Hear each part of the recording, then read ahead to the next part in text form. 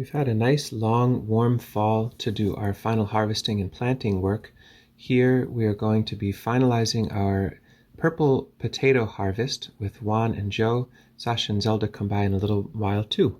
You can see we're working as a team here where Juan in this case is digging and Joe is pulling the nests. Some are more fruitful than others.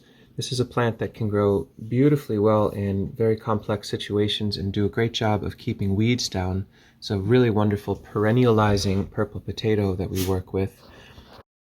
So it's a chance to do some very thorough digging, get the last of the weeds out very, very deeply, renovate the beds, and as the potatoes are coming out, we can have thoughts around what the transition can look like from this potato bed that broke ground from a weedy patch to a really productive growth of potatoes.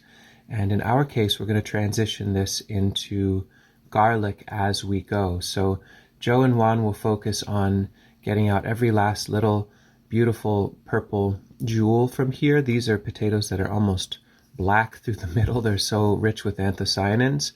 And I'm going to follow up behind and work the soil, get it texturized and ready to plant garlic. So you can see they're going right down the line here, and I'm following just a few feet behind and working it up and getting, in this case, elephant garlic planted right behind.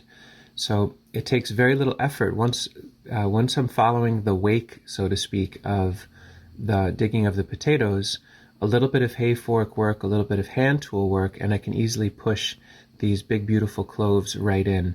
The amount of time that the soil is exposed to the sun is hours in this context, and it transitions from one crop directly into another.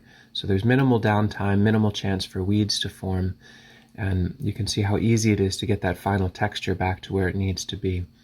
So digging potatoes, transitioning to garlic has been a wonderful pattern for us that we've leveraged for years. Something we strongly recommend folks consider at this point. Here you can see the soil about as smooth and clean as if a tiller had run through, but it's all just hand tools with the harvest happening. Well, you'll see in a moment, but this was a monolithic bed of potatoes about 7 feet wide that we've split, so to speak. Here's an opportunity to see just how productive. This is one nest. Here I'm going through and working up the middle of this walkway. So this was 2 or 3 rows of potatoes in a singular 7-foot wide bed. For potatoes, having a monolithic bed that with no walkway in the middle is pretty effective. Once we harvest the potatoes, we can split the middle for a minor walkway, and you can see I'm going back and using that soil to cover the garlic that was planted.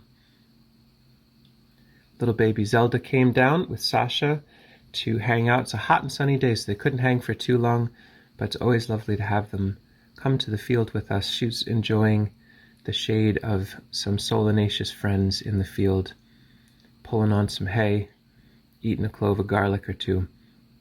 She's keeping an eye on things while we go down the line. This is about a 70-foot long bed, so it'll be 2 3-foot rows in a 70-foot bed. A lot of space to put in garlic.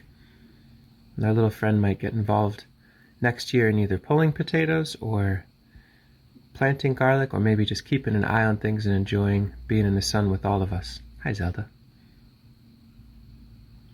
Joe went through and did some very fine detail rock picking. It's an opportunity while we're in here to really get the texture and context very clean and smooth, so that each year we get the beds even better. There's less perennial weeds, next to no perennial weeds at this point, and very few rocks to interrupt our ability to plant whatever the next crop is after this.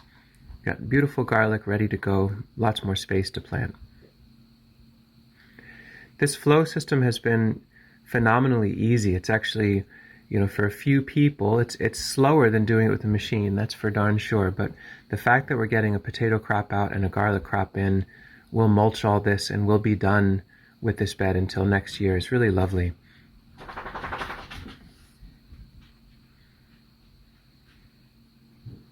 This is as easy of a planting bed as I could ever want for garlic. I've planted probably around 50,000 cloves now in my life, and this system makes for the nicest bed.